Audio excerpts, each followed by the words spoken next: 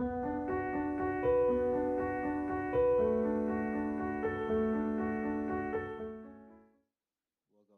the meeting. Let's please take roll. Commissioner Fuentes.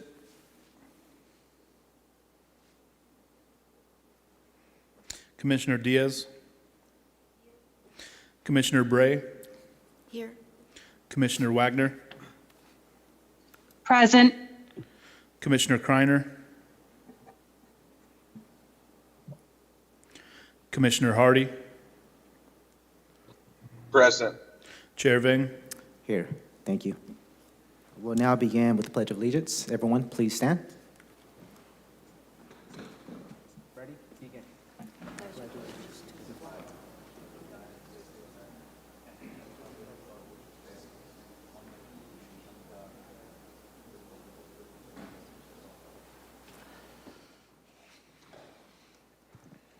I'll now read the procedures.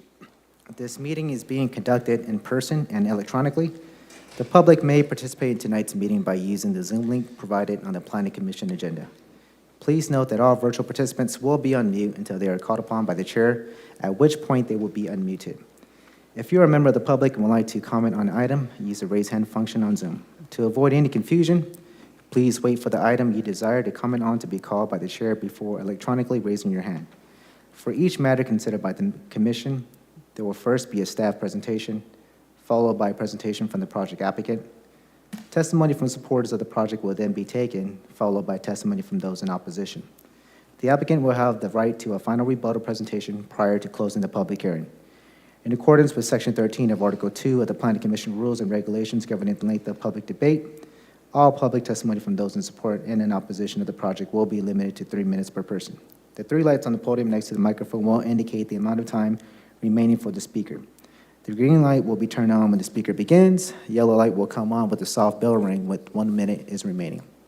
The speaker should be completing the testimony by the time the red light comes on with the final bell indicating time has expired. All in-person public testimony must be presented to the commission at the podium. Any testimony that references race, religion, ethnicity, economic status, national origin, or any other classification protected under state or federal law in a derogatory manner shall be deemed irrelevant and will not be considered by the commission in making its land use determinations. If you challenge these land use matters in court, you may be limited to raising only those issues you or someone else raised in oral or written testimony or before the close of the hearing. We'll start today's meeting with the approval of the agenda. Are there any changes to the agenda? Good evening, Chair Vang, Commissioners.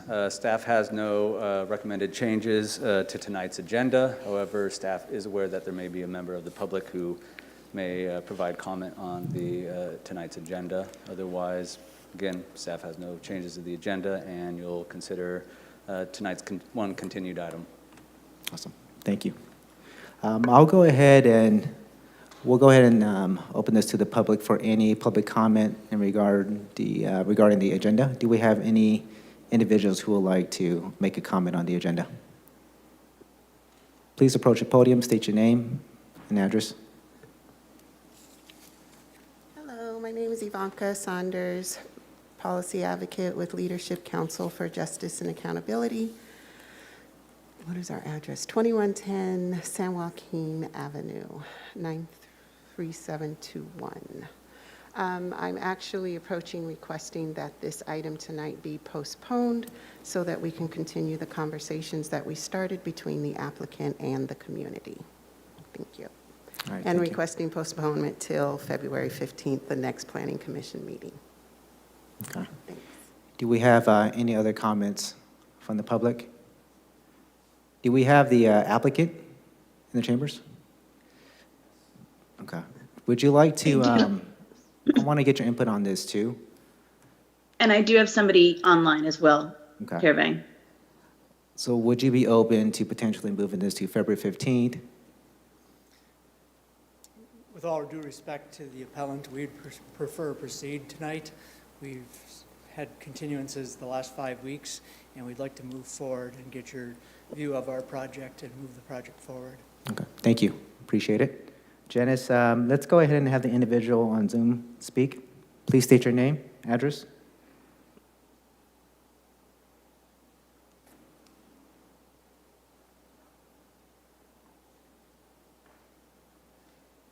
Freddie, can you hear us? Yes, I can't hear you. My name is Faggot, and I really like gay porn, and yeah. Janice, let's go ahead and just mute that. I'm not sure if, Okay. yeah. Philip, question for you. I see that we received this Yes. email. When did we receive this request to? Yes, that came in at approximately 5:06 this afternoon, and so that was not within the 24-hour comment period, and so that it's not required to be accepted for consideration for tonight. Okay, thank you. Appreciate it. We'll go ahead, and I want to bring this back to the commission. Do any commissioners want to make a motion to approve the agenda or make any other motion? I'll make a motion to approve the agenda as is. Okay, we have a motion by Commissioner Hardy. Do we have a second? Second. Okay, we have a second. Let's go ahead and take vote, please. Commissioner Diaz, Yes. Commissioner Bray, Yes. Commissioner Wagner, Yes. Commissioner Hardy, Yes. Chair Vang. Yes. Motion passes. We'll go ahead and view that item tonight. Next, we have the consent calendar. We have minutes from our previous meetings. Do we need to vote on this, on the consent calendar? We do, right? Okay. Do we have any motion by the commission to approve the consent calendar? I'll almost make a motion to approve the consent calendar. Okay, we have a motion. Do we have a second? I'll second. A second. Let's go ahead and take vote, please. Commissioner Diaz, Yes. Commissioner Bray, Yes. Commissioner Wagner, Yes. Commissioner Hardy, Yes. Chair Vang. Yes. Motion passes. Let's go to reports by commission. Do we have any reports by the commissioners? I see none.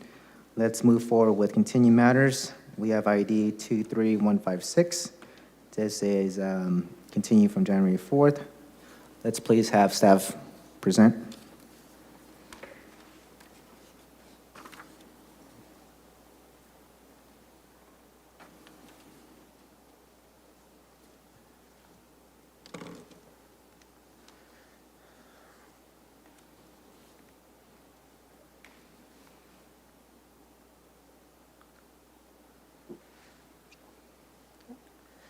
Good evening, Commissioners. I'm Thomas Veach with the Planning Department. Hey, Thomas, I'm going to need you to pull the microphone closer and to speak as close as you can into that microphone. Is this better?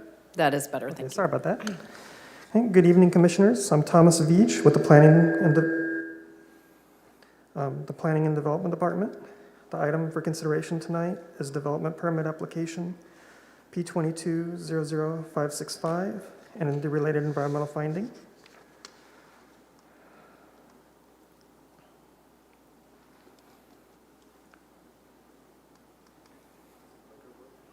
Doesn't seem like it's working.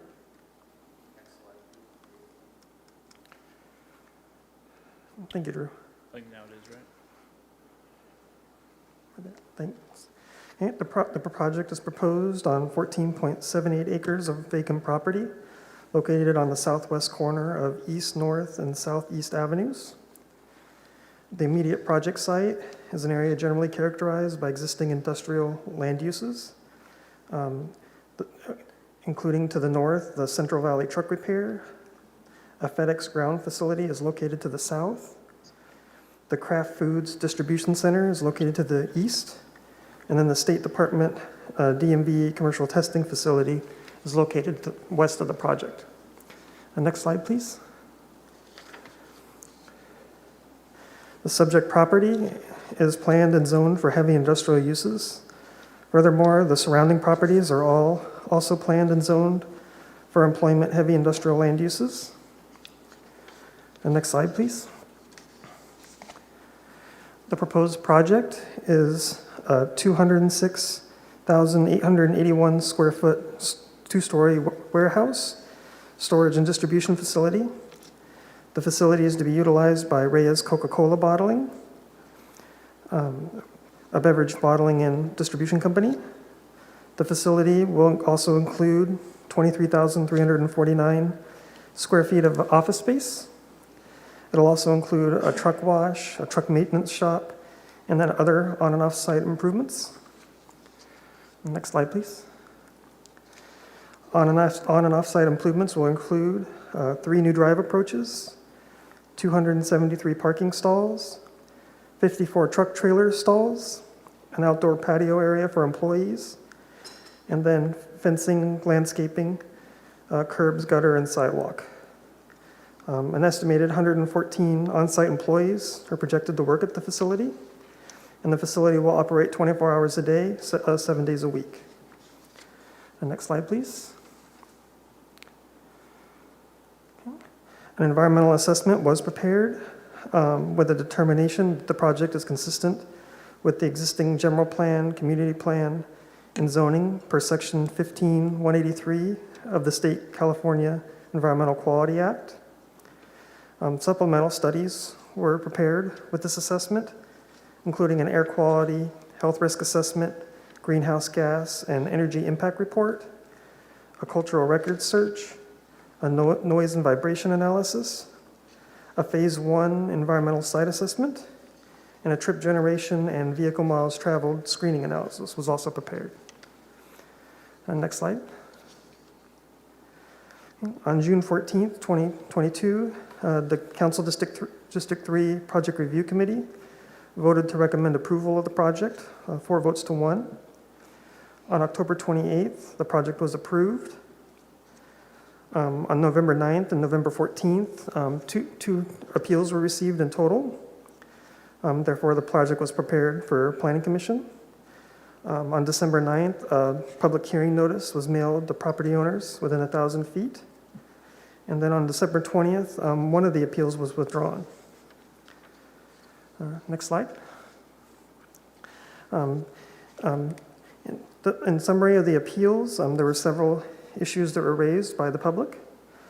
One of the concerns was that the South Central specific plan is currently incomplete and pending the completion of an environmental impact report that will change the current zoning.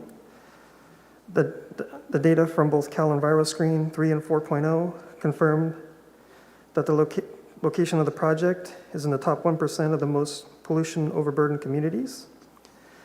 The proposed project will have significant negative impacts to residents of the city and county of Fresno due to increased heavy industrial uses and increased heavy truck traffic.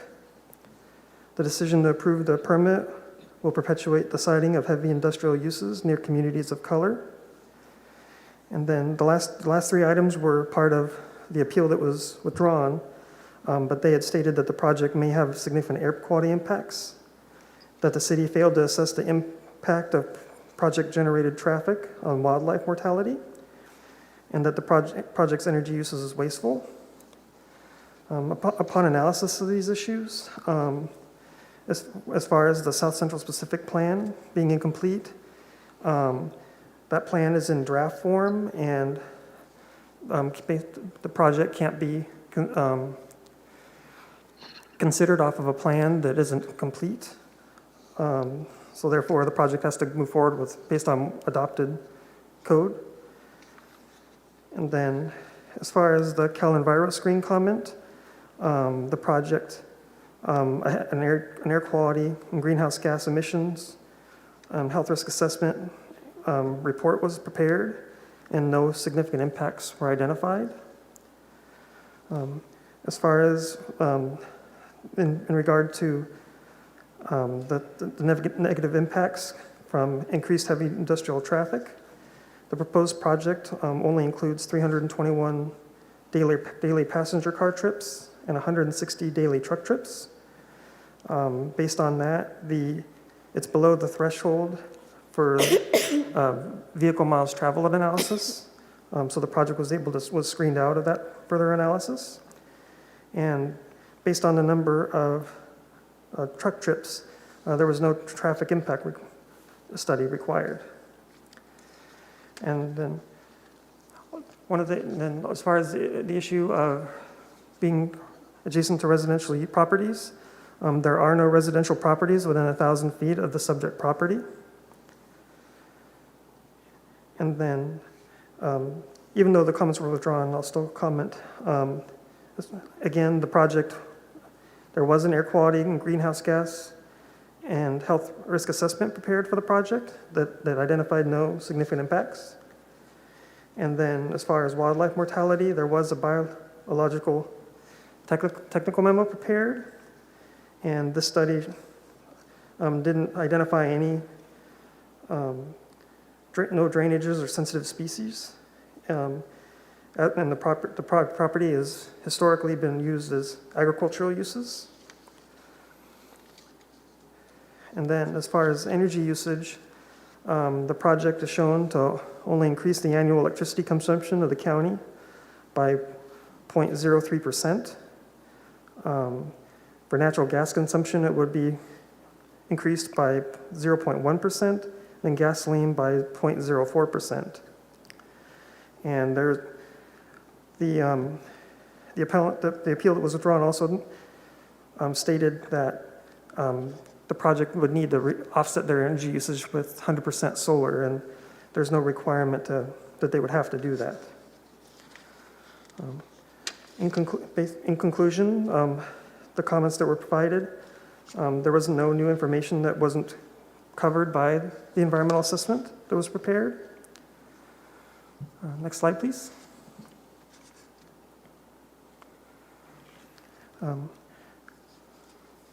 I'm sorry, can you go back one? Yeah. So based on further analysis, there was no further concerns raised that weren't addressed by the original environmental review. The project's been reviewed to be in compliance with respect to the Fresno Municipal Code, the goals and policies of the Fresno General Plan, North Avenue Industrial Triangle Specific Plan, and the Fresno County Airport Land Use Compatibility Plan. The project was considered in consideration of its compatibility with the surrounding uses, the avoidance or mitigation of potentially significant adverse environmental impacts, the required findings for a development permit application were able to be made. Therefore, it's concluded that the proposed development permit is appropriate for the subject property. Next slide. Therefore, the staff's recommendation is to consider the environmental assessment and then also deny the appeal and uphold the action to originally approve the project. And then the applicant is available to make a presentation or answer any questions. And then also any questions in regards to the environmental assessment. There's the consultant that prepared the environmental assessment is available for questions specific to that. And thank you. Thank you. Do we have any questions from the commission? I see none. Thank you very much. Let's please have the applicant.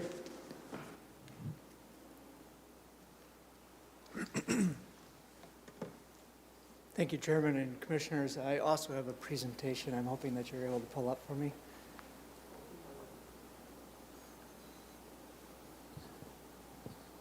There's also a button to raise up the podium if you need it a little bit higher for you. It's on the left. There's like a toggle. And then you can get the microphone a little closer. Thanks. Am I able to click through, or am I going to have to ask to get clicked through as well? You should be able to click it. Yeah. Yep, it works.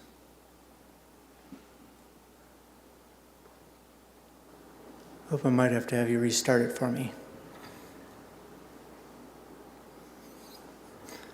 All right, my name is Per Peterson. I'm representing the landowner as well as what is going to be ultimately the tenant. I work for Raise Holdings, which is a family of companies that you can see up on the screen there. A little bit of emphasis on family because we are one of the largest family-run companies in the U.S. And I stress the family because it ties into some of the other points as I walk through the presentation today. So one of our business units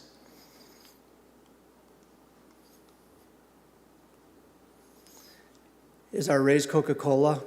They've been in the city of Fresno or in the county for over 40 years. So this is a new location for them. They've outgrown the current location. The Coca-Cola imagery, the Coca-Cola brand is known worldwide, but we're a franchisee. Ray's Holdings bought the franchise in 2017, and now we're looking to actively reinvest and start the business growing again, and that's where this is coming from. From our acquisition in 2017, we're looking to reinvest in Fresno.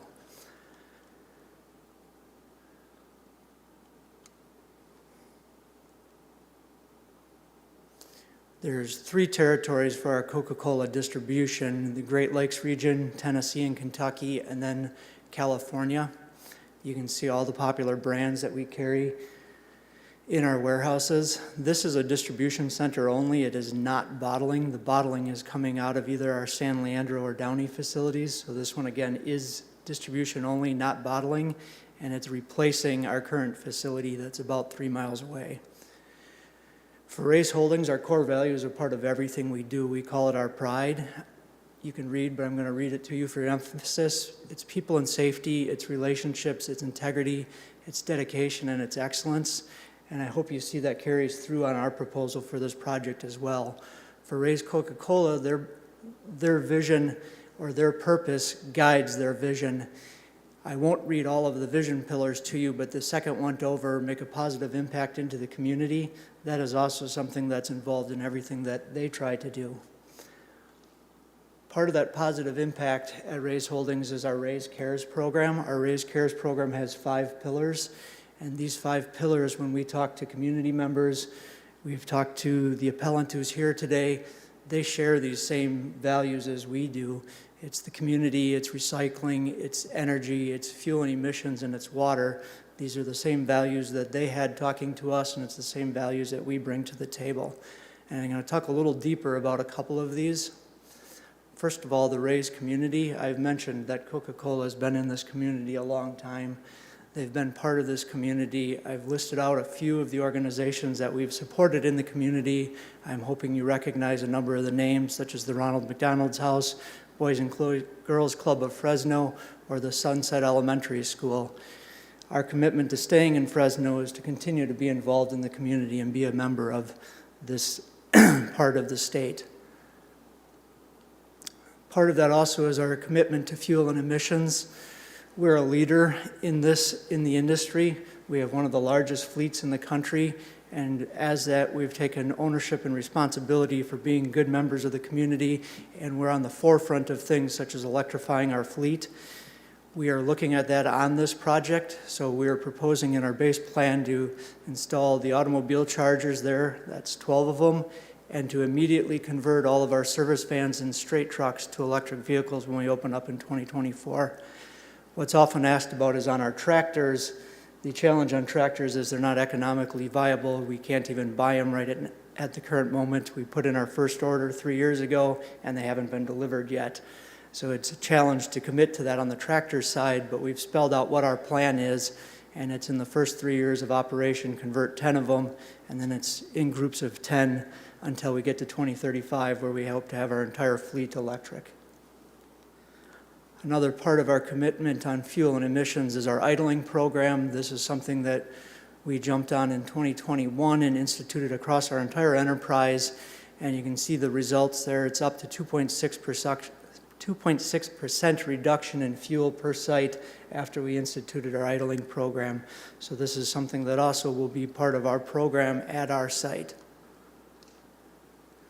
I'm not sure how many of you are familiar with our current operations, but the building was built in the late 70s.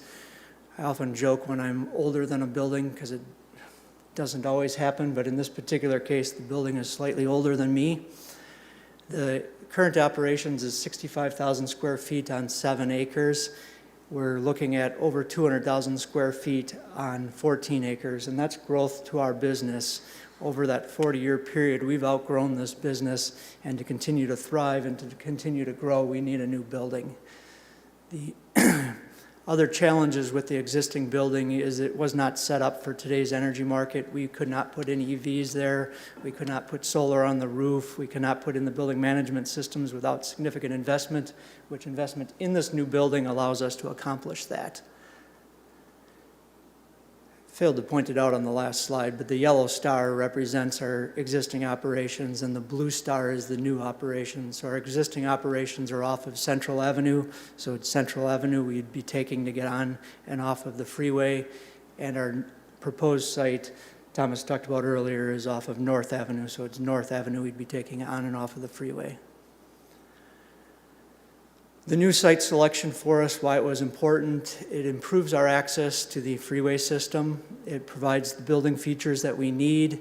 It provides us the truck yard we need to prevent shuttling of trailers. That's running trailers 24/7 on site. This provides the docks that we can back up to the docks and do not need to be shuttling during the day or in the evenings.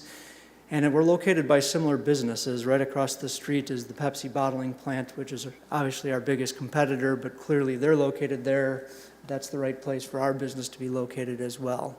It gives us a single building solution versus other solutions, which would be continuing to operate out of the current building and build a new building. Some of the benefits to the site is by building a new building, we can build this to the industry best practices. So that's layout and design and operations. And we're able to provide the community a more appealing building, including landscaping. Part of the plan is a proposed future bus stop on North Avenue, improved street lighting. One of the other features here will be the employment opportunities and the training opportunities. One of our training programs is we try to take merchandisers, which is an entry-level position in our organization, and transform those merchandisers to drivers so that they can build a whole career with our organization. And then the ongoing community membership that I talked about before. The modernized operations, I'm only going to touch on a few of these. A significant part of this is the employee amenities, things such as EV parking, bicycle storage, the hospitality area, the training area, and outdoor amenities for our employees. On the operations side, it lets us go to things such as higher storage, 100% electric vehicles, and EV charging for our fleet. It came up earlier about our solar. We're planning on 100% solar offset. We designed it at 90% because due to net metering regulations, we don't want to go over 100, but the ideal is that we're offsetting our energy usage with solar. And then sustainable construction, some of this is required by building code, but we build all of our buildings to the LEED standard, and we've actually developed our own standard that takes LEED and adapts it for our use. And some of the key features that are differences from our existing site are things such as the heat island effect. At this new site, we're going to have 100% concrete pavement in the truck yard versus asphalt pavement at the existing site. Other sustainable features are listed out here. It's similar things that you'd see in any new modern building and any building that's trying to meet LEED standards. Things such as water use and reduction, the energy use and reduction, things such as building commissioning, and the materials that we're putting into this building. I'm going to close on this. In our conversations with community members, with neighbors, certain trends have come out, certain themes have come out, and we've tried addressing those themes. So we're committing to a continued outreach to community and neighbors. We revisited our traffic patterns. There is concern about our traffic being on Central Avenue. This actually reduces our traffic on Central because now we're moving to North, where we currently are on Central. Our plan for electrification of our fleet, our commitment to truck idling initiatives with our drivers. It came up with challenges with the industrial employees driving through the residential areas, and we've committed to taking active role in ensuring that our employees are cognizant that they're members of this community and they need to treat the same community with respect. So this will become part of our onboarding process for our employees, the training on things such as dumping, idling, and racing on the streets. We're going to prioritize our sustainability measures that we've talked about, such as solar, water conservation, and the heat island impact. We're going to continue with our training initiatives to help bring in the workforce, train the workforce, and create a career for them so they have a place that they can have a sustainable living based on working for us and being a proud member of our family. And then it's a continued commitment to support Fresno initiatives. one of the initiatives that we've talked with the appellant about is a community benefit fund. This is something that we would be supportive of, along with everything else that we have listed on this chart. That is where I'm going to stop today. Was there any questions with the presentation? Thank you. Question. In staff's presentation, they stated that there's going to be about 114 jobs. Of those 114 jobs, how many of them are actually going to be new jobs? It's not actually 114 jobs. It's probably triple that. The 114 are the employees that show up to work every day. So that's the drivers and the selectors and a limited amount of admin people. We also have merchandisers, salespeople that don't come in every day. So that was the difference where you showed 214 current employees operating out of our Fresno facility.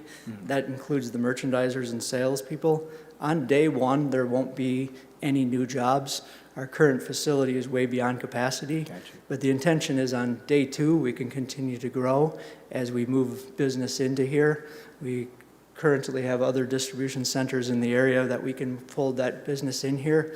If you scale out that currently our building is operating out of a 70,000 square foot building, and we're going to be operating out of a 200,000 square foot building. It's not quite one for one, but we're going to continue to scale up and fill that business. It wasn't evident on the site plan because it went through quickly, but there was space to expand, which was one of the benefits of this building, is that at the point in the future that we've filled this building, we do have room on site for one expansion as well. So we think this can be a 20, 30, 40-year investment for us, just like the last building was for Coca-Cola. Okay. And what's the plan for the old building, and what is the time frame in regards to if you do move forward with building out this new whole facility? How long would you actually be in this old building? Our construction plan is 12 months, but that obviously dictated on when we start, and we would immediately move that business into this building, and then we would sell the old building. Okay, thank you. Do we have any questions from the commission? I do. I would assume, listening to what you're doing as far as environmental impact with the, the EV cars and trucks and that sort of thing, long-term, that you're not going to have as big of an effect on the air quality as you might be having now with gas-powered cars and things. But I noticed in the appeal letter, they said that it's going to generate 5,700 tons of CO2 during the construction phase. So what are your plans during the construction phase to minimize that? I think long-term it looks pretty good, but during the construction phase, what are your plans to minimize the... Yeah. Excellent question. I don't know where the data came from in that appeal, and I don't know that it necessarily was reflective of our operations. But during construction, Thomas had mentioned there was another appellant. When we talked through our plan with the other appellant, in particular our construction plan, they got comfortable with our strategy, how we were bringing in Tier 4 equipment during construction, how we were going to put in an idling program during construction, and they got comfortable with the project at that point. So those would be the strategies that we apply on all of our construction projects in California, but we'd be applying here as well. Any other questions from the commission? Do we have any commission on Zoom? I see none. Thank you very much. All right, thank you. Yep. We'll go ahead and go out to the public. Are there any members of the public who wish to speak in opposition of the actual project? If Chair so, Vang, yes. Commissioner Wagner did have her hand up. Okay, let's go ahead and have Commissioner Wagner speak. Thank you. On the construction of the new site, where will those employees and subcontractors be coming from? Will that be locally based companies, or will it be outsourced to somebody from outside the metro area?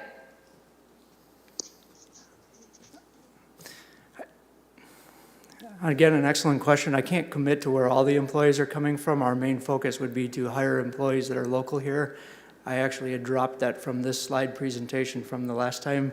I believe we made a presentation where we listed the local contracts we've hired to date.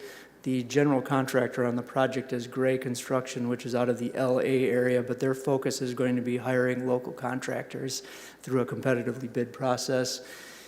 In most of our projects in California, the large trades are all local because they're not traveling. So we're going to be continuing that and looking for local trades here as well.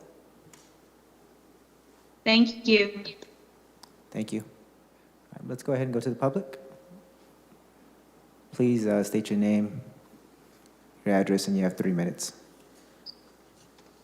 Hello. Okay, my name is Natalie, and I'm with Leadership Council. And you said to state my address, too? Yes, would you mind lowering the microphone, please? Oh, yeah, got it. Okay. Yeah, Leadership Council 2210, I forget the address, but it's in Fresno, California. The zip code's 93721. My name is Natalie Delgado, and I'm a policy advocate with Leadership Council.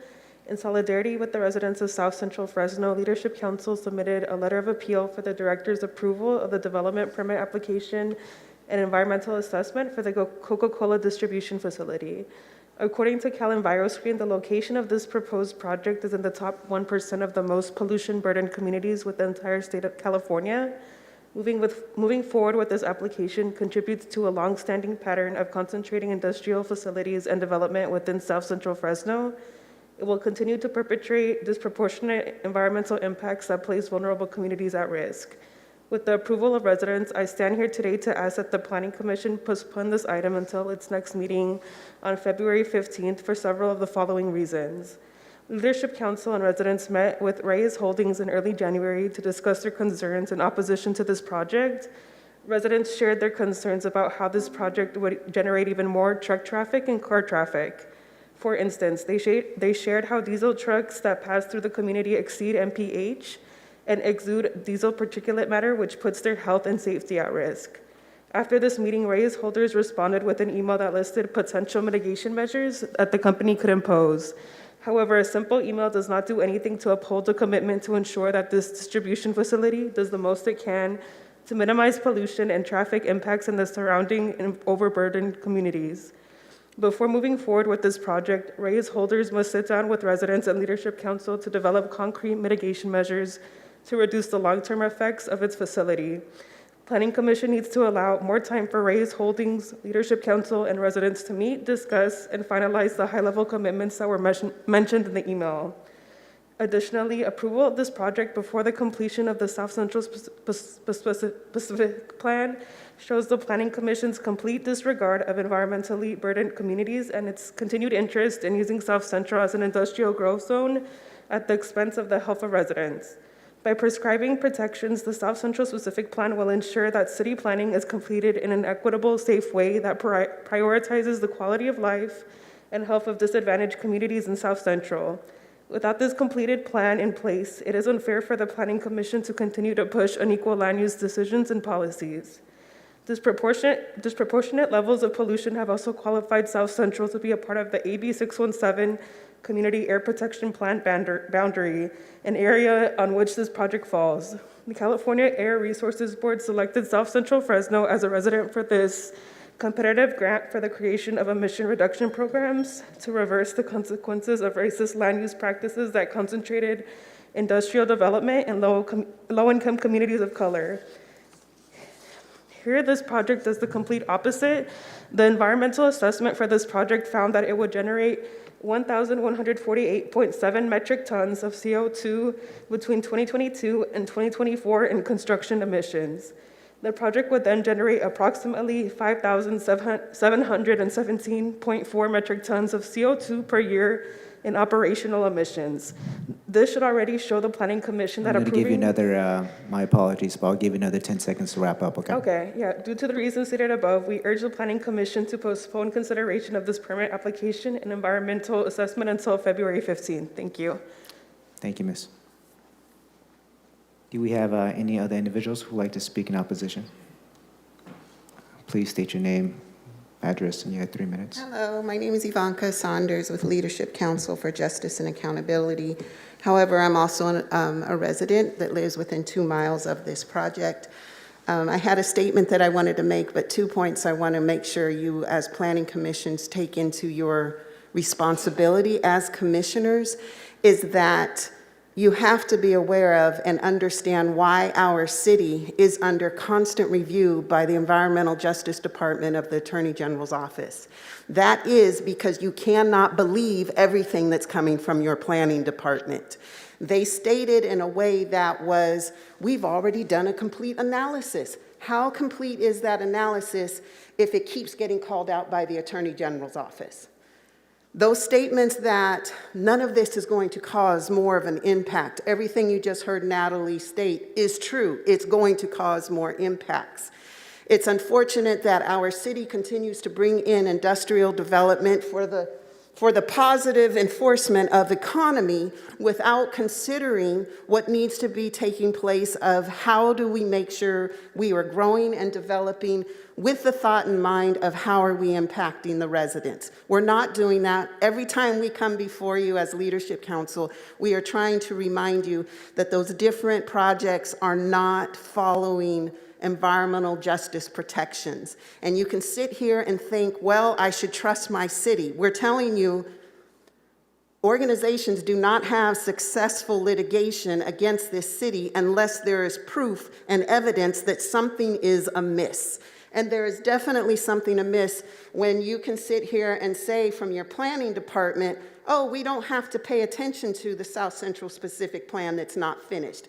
That plan was put in place and we're fighting for that plan because you're talking about an area that under redlining and from the historical racist past was disregarded. And because it was disregarded, here we are with the circumstances that we're looking at today. It is not okay to continue to just open the door to development, whether you agree with Coca-Cola or not and all that it's saying it's committed to. You cannot just keep that door open and ignore the fact that we have issues in our house of the city of Fresno that need to be taken care of first. That is why we're asking that this be postponed until the 15th. We only had one conversation that the applicant got to listen to the community members and us. It was a good conversation. They understood that they thought we just had to believe a city when they said, oh, we have place for you to buy. They didn't know those details because our city isn't going to air our racist, dirty laundry. We're here to let you know we have some laundry that needs to be cleaned. Now, we need to postpone this because while FAIR gave you commitments at the end, that is high level. If you pass this tonight, that's just lip service. There is nothing saying that that is actually a commitment that's going to happen or move forward. So I'm asking again that this be postponed because we are in conversation. Thank you. Thank you, Ms. Do we have any individuals on Zoom who would like to speak in opposition? Yes.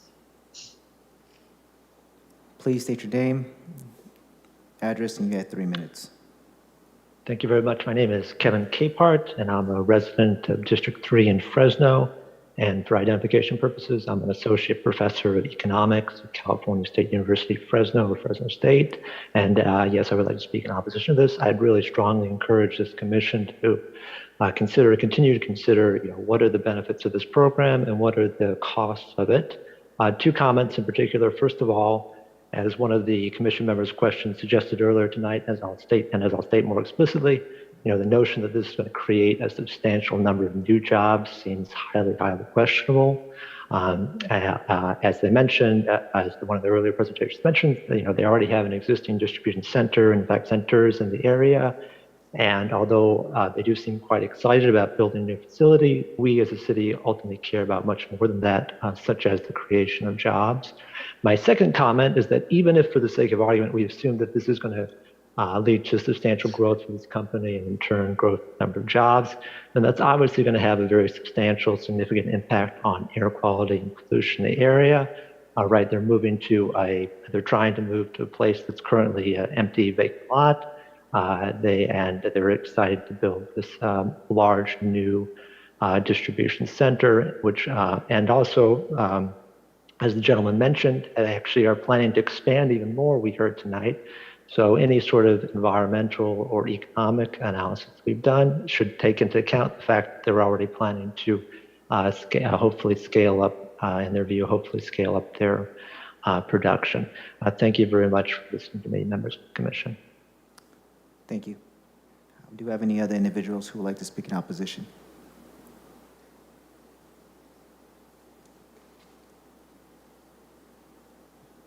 Hello. Yes, we can hear you. Please state your name, and you have 3 minutes, please.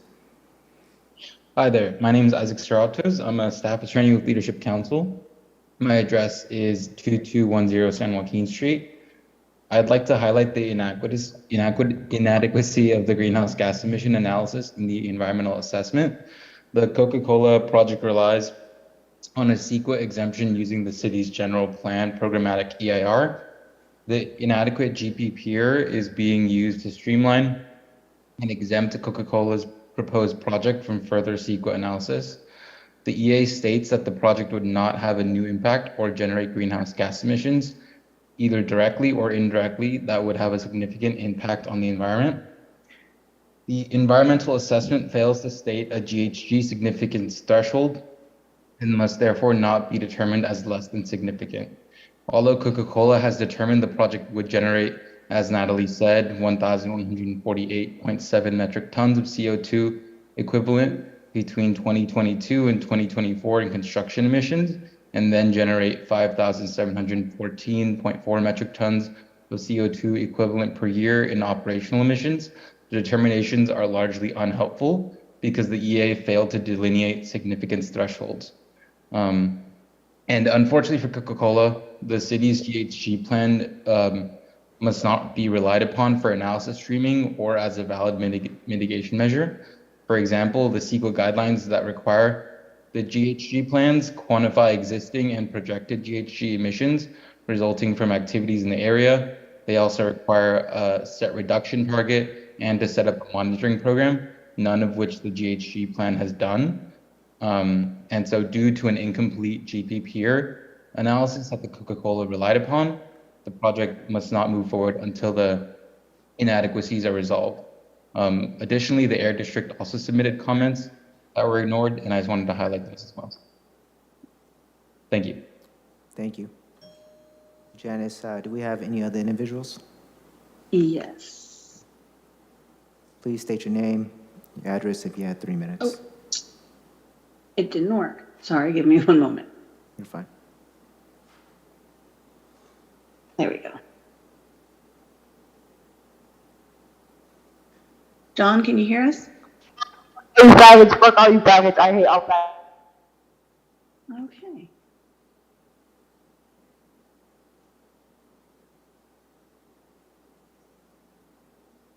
How about?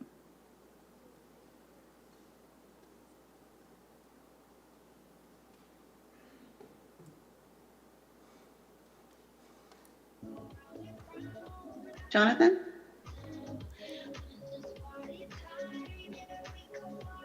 Janice, let's go ahead and move on to the next one, please.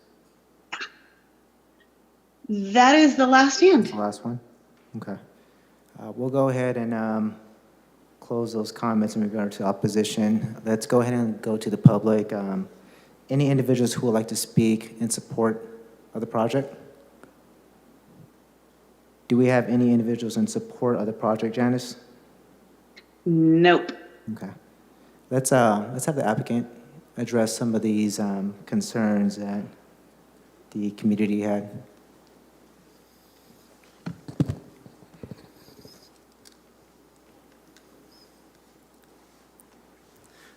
Thank you again. The concerns associated with the GHG analysis, Thomas, I don't know if the consultant's online or in the room and can speak to those portions of the comments. That would be better from them than from me. Okay. Do we have, Janice, do we have a Charlie or Con? We do have a Charlie. Okay. Let's go and can we allow them to speak and address some of these issues that the community brought up more specifically in regards to the environmental impact of the project? That was Connie and Charlie, correct? That's correct. Okay. Hi, can you hear us? Yes.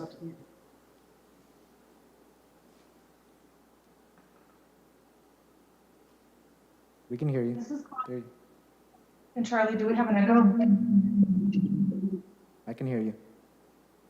There is a little bit of an echo, though. Is there a way that you could let Connie speak? I haven't, there's no restriction at this time. You just have to unmute. There we go. Good evening, everyone. This is Connie DeBreva. I'm the environmental consultant who prepared the document. And the issues raised here are that the environmental document is not an appropriate tiering document from the city's general plan. And these comments were responded to, and I don't know if those responses are in the packet, but the document tiers from the city's general plan that essentially says if the project is within the density and zoning regulations of what was analyzed in the general plan EIR, and as long as the project does not have peculiar impacts, then it can be approved, and it's a streamlining document. And while the opponents submitted comment letters in opposition, we responded and found that none of the comments raised to the level of requiring additional environmental documentation or requiring an EIR. So that's the first part related to whether tiering was appropriate or not. The second component is that they are challenging the city's cap, but the city's cap is a qualified cap, has been found to be sufficient, and is appropriate for us to tier from.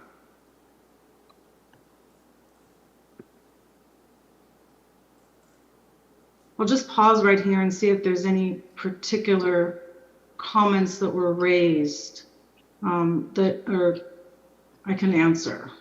Okay. Do we have any questions from the commission to Connie? Thank you, Connie. Mr. Peterson, I would like to, would you be able to address, so you had the public comment in regards to, one of your slides in regards to your commitment to potential sustainability and the kind of moving more towards, solar and being less impactful. How would you, as a business, commit to that?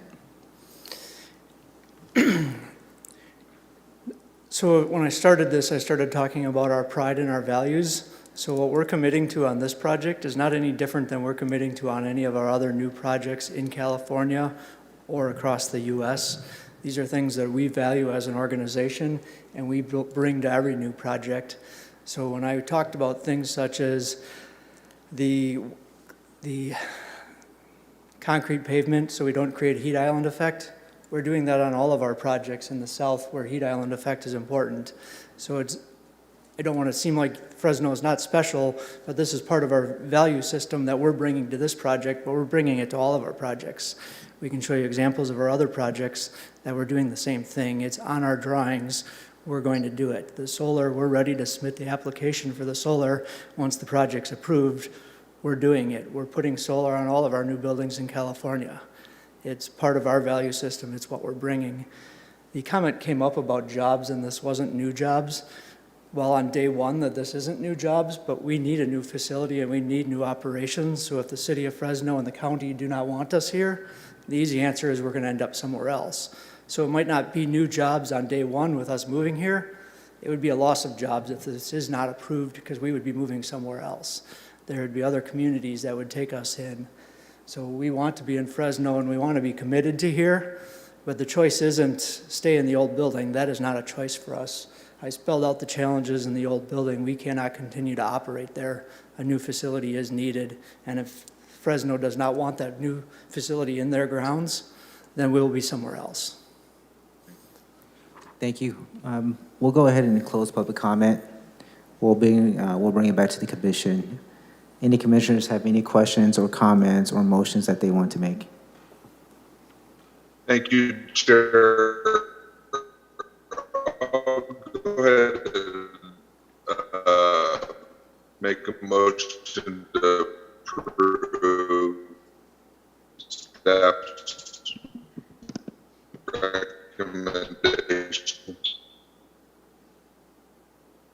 Commissioner Hardy, I think the DJ might be messing around with your voice a little bit. But I believe Commissioner Hardy made a motion to approve staff's recommendation. Commissioner Hardy, can you confirm that? Okay. You're still, your voice is dragging a little bit. That's not very clear. Can you hear me now? Yes. There we go. May you please Okay, sorry repeat about your- that. Go ahead and repeat your motion, please. Yeah, I'd like to thank the Chair to make a motion to approve staff recommendation. Sorry about the mic issue. No, you're fine. We have a motion by Commissioner Hardy. Do we have a second? I'll second. We have a second by Commissioner Diaz. Let's please take vote. Commissioner Diaz, Yes. Commissioner Bray, Yes. Commissioner Wagner, Yes. Commissioner Hardy, Yes. Chair Vang. Yes, motion passes. Let's move to reports by the secretary. Good evening, thank you. I wanted to let the Planning Commission know and the public know that the city will be hosting 2 workshops next week related to the Cleaner and Greener text amendment overlay. 2 are different meetings, but both about the same topic. The first meeting on Monday night will be at Westside Church of God, and it will be from 6 to 7:30. And the purpose of that meeting is to talk about the specific text of the text amendment and some proposed changes that were provided by a small resident group that I talked about in early January, and by some owners who have property that is affected. The next meeting will be on Wednesday, and it'll be a repeat of the December 1st meeting that we held at Gaston Middle School, which was on December 1st, which was really a general overview of some of the issues that we've identified when mixed-use zoning is placed over in pre-existing industrial uses. That will be held at Crossroads Village on Blackstone, also from 6 to 7:30, and that'll be on Wednesday night. So I would invite the public to attend. And I know that this was important for the Planning Commission for us to do more outreach. So I just wanted to inform you that we are doing more outreach. We do not know when this item will come back before Planning Commission at this time. We're going to do more outreach, and then we will be working with the City Attorney's Office on determining what level of CEQA would be necessary for this text amendment. Okay. How is the city, how are they sending these notifications to the local community? In this particular case, we sent out notifications of the second workshop in Southwest Fresno to those who attended the first one. We're also using the Mayor's Office of Community Affairs to do some social media and to do outreach. We have also sent it out to district committees to notify them and to those who have participated in past planning processes. Okay. Thank you very much. Appreciate it. It's currently 7:01. We'll go ahead and adjourn the meeting. Thank you. Well, my apologies. Do you want to? Jen, I would like to ask if the businesses have been invited to these meetings. The Chamber of Commerce has been notified of both of the meetings, and it is my understanding that they will be sending that out to their membership. Thank you. Okay. All right, 7:02. Let's go ahead and adjourn the meeting. Everyone have a good evening.